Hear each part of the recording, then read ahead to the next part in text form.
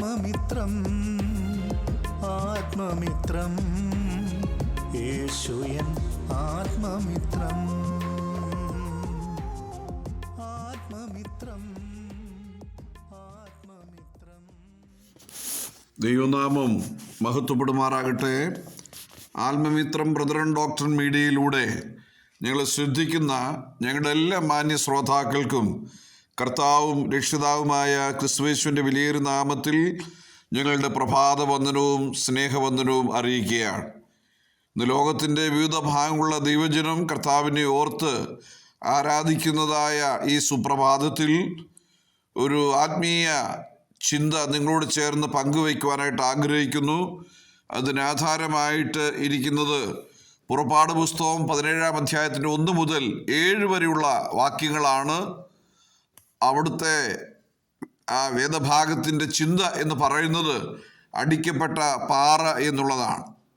അനന്തരം ഇസ്രായേൽ മക്കളുടെ സംഘമെല്ലാം സീൻ മരുഭൂമിയിൽ നിന്ന് പുറപ്പെട്ട് യഹോവയുടെ കൽപ്പന പ്രകാരം ചെയ്ത പ്രയാണങ്ങളിൽ രഫീദിമിലെത്തി പാളയമിറങ്ങി. അവിടെ ജനത്തിന് കുടിക്കുവാൻ വെള്ളം ഇല്ലായിരുന്നു. അതുകൊണ്ട് ജനം മോശയോട് ഞങ്ങൾക്ക് കുടിക്കുവാൻ വെള്ളം തരിക എന്ന് കലഹിച്ച് പറഞ്ഞതിന് മോശ അവരോട്, നിങ്ങൾ എന്നോടും എന്തിന് കലഹിക്കുന്നു? നിങ്ങൾ യഹോവയെ പരീക്ഷിക്കുന്നത് എന്ത് എന്ന് പറഞ്ഞു.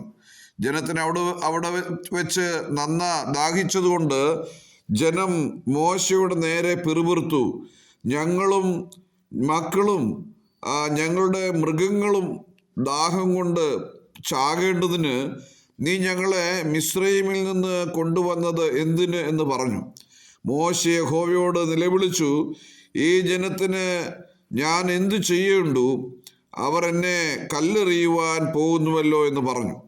യഹോവ മോശയോട്, ഇസ്രായേൽ മൂപ്പന്മാരിൽ ചിലരെ കൂട്ടിക്കൊണ്ട് നീ നദിയെ അടിച്ച വടിയും കയ്യിൽ എടുത്ത് ജനത്തിൻ്റെ മുൻപാകെ കടന്നു പോകുക. ഞാൻ ഹോറേബിൽ നിന്റെ മുൻപാകെ പാറയുടെ മേൽ നിൽക്കും. നീ പാറയെ അടിക്കണം. ഉടനെ ജനത്തിന് കുടിക്കുവാൻ വെള്ളം അതിൽ നിന്ന് പുറപ്പെടും എന്ന് കൽപ്പിച്ചു. ഇസ്രായേൽ മൂപ്പന്മാർ കാണെ മോശ അങ്ങനെ ചെയ്തു. ഇസ്രായേൽ മക്കളുടെ കലഹം നിമിത്തവും യഹോവ ഞങ്ങളുടെ ഇടയിൽ ഉണ്ടോ ഇല്ലയോ എന്ന് അവർ യഹോവയെ പരീക്ഷിക്കുക നിമിത്തം അവൻ ആ സ്ഥലത്തിന് മസ പരീക്ഷ എന്നും മെരീബ കലഹം എന്നും പേരിട്ടു. ദൈവനാമം മഹത്വപ്പെടുമാറാകട്ടെ. നമ്മുടെ കർത്താവായ യേശു ക്രിസ്തുവിൻ്റെ ഈ ഭൂമിയിലെ ജീവിതകാലത്ത് കർത്താവിനിൽ നിക്ഷിപ്തമായിരുന്ന പല കാര്യങ്ങളും ചെയ്തു കൊടുത്തതായിട്ടും, അതുപോലെ തന്നെ താന് ഭൂമിയിലായിരുന്നപ്പോൾ തൻ്റെ പരസ്യ ശുശ്രൂഷ സമയത്ത് വിശക്കുന്നവർക്ക് അവൻ അപ്പം കൊടുത്തതും ദാഹിക്കുന്നവർക്ക് അവൻ ജീവന്റെ ജലം നൽകിയതിനെ കുറിച്ചുമൊക്കെ നാം തിരുവെഴുത്തിൽ വായിക്കുകയും പഠിക്കുകയും ചെയ്യാറുണ്ട്. അപ്പോസ്തലനായ പൗലോസ് 1 കൊരിന്ത്യർ 10-ാം അധ്യായത്തിൻ്റെ 4-ാമത്തെ വാക്യത്തിൽ ഇങ്ങനെ നമ്മോട് ഓർപ്പിക്കുന്നു, അവരെ അനുഗമിച്ച ആത്മീയ പാറയിൽ നിന്നല്ലോ അവർ കുടിച്ചത്, ആ പാറ ക്രിസ്തുവായിരുന്നു. കർത്താവായ യേശുവിൻ്റെ ക്രൂശുമരണവും അതിനാൽ മനുഷ്യവർഗത്തിന് കൈവരേണ്ട രക്ഷയും അനുഗ്രഹങ്ങളും ലോകസ്ഥാപനത്തിന് മുമ്പ് ദൈവം പ്ലാൻ ചെയ്തതും മാറ്റിക്കൂടാത്തതുമായ ഒരു പദ്ധതിയായിരുന്നു എന്നുള്ളത് നിസ്തർക്കമായ ഒരു കാര്യം തന്നെയാണ്. അതിന് നിവൃത്തി പുതിയ നിയമത്തിലാണെങ്കിലും അതിന് ശക്തമായ പാടുകൾ അല്ലെങ്കിൽ ചിത്രം പഴയ നിയമത്തിൽ അതിൻ്റെ ആദ്യവസാനം പതിഞ്ഞിരിക്കുന്നത് നമുക്ക് കാണാൻ കഴിയും. അതിനെയാണ് ഈ തിരുവെഴുത്തിലൂടെ നാം മനസ്സിലാക്കി പഠിക്കേണ്ടത്. ഉദാഹരണമായിട്ട് ചില ഉദാഹരണങ്ങൾ ഞാൻ ഓർപ്പിക്കാം. 1, യാഗമൃഗങ്ങൾ അറുക്കപ്പെടുന്നത്, ഉയർത്തപ്പെട്ട താമ്രസർപ്പം, അത് മാറയിൽ ഒടിച്ചിട്ട വൃക്ഷക്കൊമ്പ്, പെസഹ, ആദാമിൻ്റെ ഗാഠനിദ്ര, ഇസ്ഹാക്കിൻ്റെ ബലി, ഇങ്ങനെ ഒട്ടനവധി കാര്യങ്ങൾ ഇനിയും ഉണ്ട്. എന്നാൽ ഇവയെല്ലാം ക്രിസ്തുവിൻ്റെ ക്രൂശ് മരണത്തിൻ്റെ നിഴലുകളായിട്ട് നമുക്ക് മനസ്സിലാക്കുന്നതിനും പഠിക്കാനായിട്ടും സാധിക്കും. അതുപോലെ നോഹയുടെ പെട്ടകം അറാത്തിൽ ഉറച്ചത്, ആദ്യബലക്കറ്റ നീരാജനം ചെയ്യുന്നത്, അഹരോന്റെ വടി തളർത്തത്, അങ്ങനെ ഒട്ടനവധി കാര്യങ്ങൾ നമുക്ക് മനസ്സിലാക്കാൻ കഴിയുന്നുണ്ട്. ഇസാക്കിനെ യാഗവേദിയിൽ നിന്ന് തിരികെ ലഭിച്ചത്, അതുപോലെ തന്നെ യോനയെ കടലാന ഛർദ്ദിച്ചത്, അതുപോലെ അനവധി കാര്യങ്ങൾ യേശുക്രിസ്തുവിൻ്റെ ഉയർപ്പിൻ്റെ നിഴലുകളായിട്ട് നമുക്ക് മനസ്സിലാക്കാൻ കഴിയും. അപ്പോൾ യേശുക്രിസ്തുവിൻ്റെ മരണവും യേശുക്രിസ്തുവിൻ്റെ ഉയർത്തെഴുന്നേൽപ്പും ഇത് രണ്ടും പഴയ നിയമത്തിൻ്റെ ഓരോ പേജുകളിൽ, ഓരോ താളുകളിൽ നമുക്കത് മനസ്സിലാക്കാനായിട്ട് കഴിയുന്നതാണ്. പ്രിയപ്പെട്ടവരെ, ഈ രാവിലെ സമയം നാം ഈ വേദഭാഗത്ത് നിന്ന് ചില കാര്യങ്ങൾ അത് നാം ഒന്നിച്ച് ചിന്തിക്കാനായിട്ട് പോവുകയാണ്.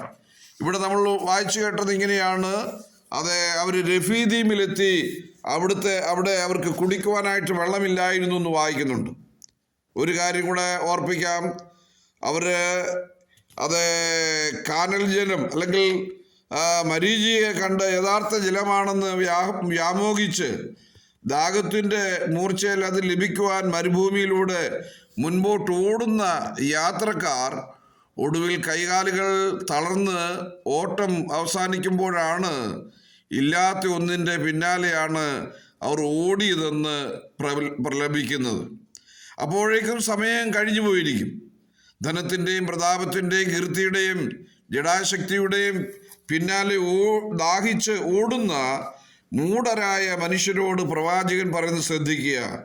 അല്ലയോ ദാഹിക്കുന്ന ഏവരും ദ്രവ്യമില്ലാത്തവരുമായുള്ളവരെ, വെള്ളത്തിന് വരുവീൻ, വന്ന് വാങ്ങിക്കൊള്ളുവീൻ. നിങ്ങൾ വന്ന് ദ്രവ്യവും വിലയും കൂടാതെ വീഞ്ഞും പാലും വാങ്ങിക്കൊള്ളുവീൻ. അപ്പമല്ലാത്തതിന് ദ്രവ്യവും തൃപ്തി വരുത്താത്തതിന് നിങ്ങളുടെ പ്രയത്നബലവും ചെലവിടുന്നതെന്ന് യെശയ്യാ 55 അധ്യായത്തിൻ്റെ 1-ാമത്തെ വാക്യമാണ്. യെശയ്യാ 53 കർത്താവ് അടിക്കപ്പെട്ട കാര്യം പ്രവചിച്ച ശേഷമാണ് ദാഹിച്ചിരിക്കുന്നവരെ ക്ഷണിച്ചിരിക്കുന്നത് എന്ന് പ്രത്യേകം നാം ഓർക്കേണ്ടതായിട്ടുണ്ട്. 53 നമ്മുടെ കർത്താവായ യേശുക്രിസ്തുവിൻ്റെ ക്രൂശിലെ മരണത്തിന് ചിത്രമായിട്ട് നാം പലപ്പോഴും ചിന്തിക്കാറുണ്ട്. നമ്മുടെ കർത്താവ് അവിടെ ക്രൂശിക്കപ്പെടുന്നതിൻ്റെ ചിത്രമായിട്ടാണ് 53 കാണാൻ കഴിയുന്നത്. അതുപോലെ പ്രവാചകൻ ഈ യെശയ്യാ 53 അടിക്കപ്പെട്ട കാര്യം ഓർപ്പിച്ചതിന് ശേഷം 55-ാമത്തെ അധ്യായത്തിൽ പറയാണ്, ദ്രവ്യം വിലയും കൂടാതെ വന്ന് വാങ്ങി കഴിച്ചുകൊള്ളുവീൻ, വെള്ളത്തിന് വരുവീൻ. അതുപോലെ തന്നെ നിങ്ങൾ എന്ത് ചെയ്യണം? ദാഹമുണ്ടെങ്കിൽ നിങ്ങൾ വെള്ളത്തിന് വന്ന് വാങ്ങി നിങ്ങൾ അത് കുടിക്കുവീൻ. എന്നിട്ട് ദ്രവ്യം തരണ്ട, വിലയും തരണ്ട എന്ന് അവിടെ പറയുന്നത് കാണാണ്ട് കഴിയും. പ്രിയപ്പെട്ടവരെ, ദൈവം എത്ര നല്ലവനായ ദൈവമാണ്, എത്ര ദയാലുവായ ദൈവമാണ്. ഇന്ന് ഇസ്രായേലിനെ സംബന്ധിച്ച് നമ്മൾ പഠിക്കുന്നത്, ഇസ്രായേലിന്റെ മധ്യത്തിൽ ഈ ജീവനുള്ള ദൈവത്തെ അവർ ഉപേക്ഷിച്ചിട്ട് അവർ പൊട്ടക്കിണറുകൾ കുഴിക്കുന്നതിനായിട്ട് പോകുന്നത് കാണാൻ കഴിയും. എത്രയോ ദുഃഖകരമായ കാര്യമാണ്. ജീവന്റെ ഉറവയായിരിക്കുന്ന ദൈവത്തെ ഉപേക്ഷിച്ചിട്ട് കിണറുകളെ അവരെന്ത് ചെയ്യുന്നു? ആശ്രയിക്കുന്നത് കാണാണ്ട് കഴിയും. മറ്റൊരു ചിത്രം നമുക്ക് കാണാൻ കഴിയുന്നത്, ഇസ്രായേൽ വലിയ ക്ഷാമം ഉണ്ടായപ്പോൾ അവർ കഴുതത്തല വാങ്ങി തിന്നതായിട്ട് നമ്മൾ വായിക്കുന്നു. അതുപോലെ പ്രാകാഷ്ടം മേടിച്ച് അത് സോർട്ട് ചെയ്ത് അതിൻ്റെ അകത്തുനിന്ന് പയറ് മണികൾ വേർതിരിച്ച് അതെന്ത് ചെയ്യുന്നു? അത് കഴിക്കുന്നതിനെ കുറിച്ച് നമ്മൾ തിരുവെഴുത്തിൽ വായിക്കുന്നുണ്ട്. അവിടെ ഇസ്രായേലിന് നിഷിദ്ധമായിരിക്കുന്ന ഈ 2 കാര്യങ്ങൾ അവർ വലിയ വില കൊടുത്താണ് വാങ്ങി തിന്നുന്നത്, കഴുതത്തലയും ഈ പ്രാകാഷ്ടവും ഒക്കെ. പ്രിയപ്പെട്ടവരെ, ഇന്നും ദൈവം തൻ്റെ പുത്രനിലൂടെ ഒരുക്കിയ രക്ഷ വിശ്വാസത്താൽ നാം അംഗീകരിക്കാതെ അതിന് പകരം മറ്റു പലതും നമ്മൾ വില കൊടുത്ത് വാങ്ങി നമ്മൾ എന്ത് ചെയ്യാണ്? അത് രക്ഷയ്ക്ക് പകരമായിട്ട് നമ്മൾ ഉപയോഗിച്ചുകൊണ്ടിരിക്കുകയാണ്. അത് ദൈവത്തിന് എത്രയോ ദുഃഖം ഉണ്ടാക്കുന്ന കാര്യമാണ്. തൻ്റെ പുത്രനെ നമുക്ക് വേണ്ടി തന്നിട്ട്, തൻ്റെ പുത്രനെ നമുക്ക് വേണ്ടി ക്രൂശിൽ കയറ്റിയിട്ട്, തൻ്റെ പുത്രനെ നമുക്ക് വേണ്ടി ആ ക്രൂശിൽ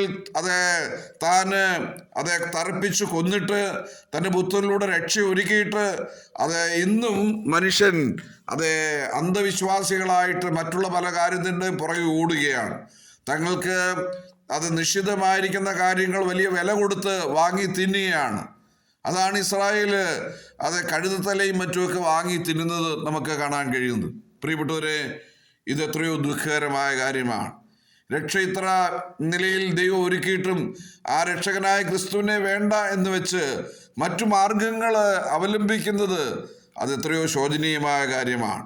ഇവിടെ ഇസ്രായേൽ ജനം ഈ പാറയുടെ അടുക്കൽ വന്നു. പാറയിലെ എന്ത് ചെയ്തു? അവര് മോശയോട് പറഞ്ഞത്, നീ ആ പാറയെ എന്ത് ചെയ്യണം? അടിക്കണം. ആ പാറയിൽ നിന്ന് നിനക്ക് വെള്ളം വരും, വെള്ളം ധാരാളം കിട്ടും എന്ന് പറഞ്ഞു. ആ പാറയിൽ എന്ത് ചെയ്തു? ഹോറോബിൽ നിന്റെ മുൻപാകെ ആ പാറയുടെ മുമ്പിൽ നിൽക്കുകയും ദൈവം പറഞ്ഞതുപോലെ, മോശയോട് പറഞ്ഞതുപോലെ യഹോവ എന്ത് ചെയ്തു? ആ പാറയിൽ ഇറങ്ങി വന്നു. അവിടെ നമ്മുടെ കർത്താവായ യേശു ക്രിസ്തുവിന്റെ ഒരു ചിത്രം കൂടെയാണ്. ആ പാറ ക്രിസ്തു ആണ് എന്നാണ് മുമ്പേ നമ്മൾ കൊരിന്ത്യലേഖനത്തിൽ വായിച്ചു കേട്ടത്. പ്രിയപ്പെട്ടവരെ, ഇത് യേശു ക്രിസ്തുവിനെ കാണിക്കുകയാണ്. തിരുവചനത്തിൽ ദൈവത്തെ ഉദ്ദേശിച്ച് പാറ എന്ന് അനവധി പ്രാവശ്യം പറഞ്ഞിട്ടുണ്ടല്ലോ. എൻ്റെ പാറയും എൻ്റെ വീണ്ടെടുപ്പുകാരനുമായ യഹോവേ എന്ന് സങ്കീർത്തനം 19:24 കാണുന്നു. അവൻ എൻ്റെ പാറ, രക്ഷയുടെ പാറ. ആദിയായ പ്രയോഗങ്ങൾ ശ്രദ്ധിച്ചാൽ അത് ദൈവത്തിൻ്റെ വിവിധ വശങ്ങളെ സ്പഷ്ടമാക്കുന്നതായി മനസ്സിലാക്കാം. പ്രിയപ്പെട്ടവരെ, ഇവിടെ നമുക്ക് കാണാൻ കഴിയുന്നത് ഇസ്രായേൽ മൂപ്പന്മാർ കാണുക മോശ പാറയെ അടിച്ചു. ക്രൂശ് ഒരു രഹസ്യ സംഭവമല്ലായിരുന്നു. ഇത് ലോകത്തിൻ്റെ ഒരു കോണിൽ നടന്നതുമല്ല. നമ്മൾ പ്രവൃത്തികളുടെ പുസ്തകം 26:26 വായിക്കുമ്പോൾ അങ്ങനെയാണ് കാണുന്നത്. നമ്മുടെ അതിക്രമങ്ങൾ നിമിത്തം മരണത്തിന് ഏൽപ്പിക്കപ്പെട്ടവൻ നമ്മുടെ നീതീകരണത്തിനായി ഉയർത്തുന്നിട്ടിരിക്കുന്നു. അവൻ്റെ അടിപ്പിണരുകളാൽ നമുക്ക് സൗഖ്യം വന്നിരിക്കുന്നു എന്നുള്ളത് നാം സ്തോത്രം ചെയ്യുവാനായിട്ട് മതിയായ കാരണമാണ്. ഇവിടെ നമ്മൾ വായിക്കുന്നത് പാറ അടികൊണ്ടതിനാൽ വെള്ളം പുറപ്പെട്ടു എന്ന് വായിക്കുന്നുണ്ട്. ഇസ്രായേലിൻ്റെ യാത്രയിൽ നദികളായി ഒഴുകി അവരെ അനുഗമിച്ചു എന്നാണ് 105:41 വായിക്കുന്നത്. അവർ കോരി കുടിച്ചു, അവരുടെ ദാഹം തീർത്തു. നിങ്ങൾ സന്തോഷത്തോടെ രക്ഷയുടെ ഉറവിൽ നിന്ന് വെള്ളം കോരുമെന്ന് പ്രവാചകൻ യെശയ്യാവ് 12:3 നേരത്തെ തന്നെ പ്രവചിച്ച് പറഞ്ഞിട്ടുണ്ട്. പ്രിയപ്പെട്ടവരെ, ദൈവം ക്രൂശിൽ നിവർത്തിച്ചിരിക്കുന്ന ആ രക്ഷയുടെ കാര്യത്തെയാണ് ഇത് നമ്മെ ഓർപ്പിക്കുന്നത്. ദാഹിക്കുന്നവനെല്ലാം എൻ്റെ അടുക്കൽ വന്ന് കുടിക്കട്ടെ, എന്നിൽ വിശ്വസിക്കുന്നവൻ്റെ ഉള്ളിൽ നിന്ന് ജീവന്റെ നദികൾ ഒഴുകും എന്ന് കർത്താവ് പറഞ്ഞത് ഈ ജീവജലത്തിൻ്റെ പ്രവാഹത്തെക്കുറിച്ചാണ്. യോഹന്നാൻ 7:37-38 വാക്യങ്ങൾ. കുടിക്കുക എന്ന് കർത്താവ് പറഞ്ഞതിന് വിശ്വസിക്കുക എന്നാണ് എൻ്റെ അർത്ഥം. എന്നെ തിന്നുന്നതിനും എൻ മൂലം ജീവിക്കും എന്ന് പറഞ്ഞാൽ കർത്താവിനെ അക്ഷരീയമായിട്ട് തിന്നുക എന്നല്ല, കർത്താവിനെ വിശ്വസിക്കുക എന്നുള്ളതാണ് നാം മനസ്സിലാക്കേണ്ടത്. അങ്ങനെ കർത്താവായ യേശു ക്രിസ്തുവിൽ വിശ്വാസം അർപ്പിച്ച് ദൈവമക്കളായി തീരുകയും ആ നിത്യജീവന്റെ വചനങ്ങൾ ഉടമസ്ഥനായ കർത്താവിൻ്റെ അടുക്കൽ വന്ന് നാം നിത്യജീവൻ പ്രാപിക്കേണ്ടതിൻ്റെ ആവശ്യകതയെക്കുറിച്ച് വിശുദ്ധ തിരുവെഴുത്ത് നമ്മോട് പറയുന്നുണ്ട്. എന്നിൽ വിശ്വസിക്കുന്നവൻ ഒരു നാളും ദാഹിക്കില്ലെന്നും കർത്താവ് പറഞ്ഞു. അതാണ് നമ്മൾ യോഹന്നാന്റെ സുവിശേഷം 6:35 കാണുന്നത്.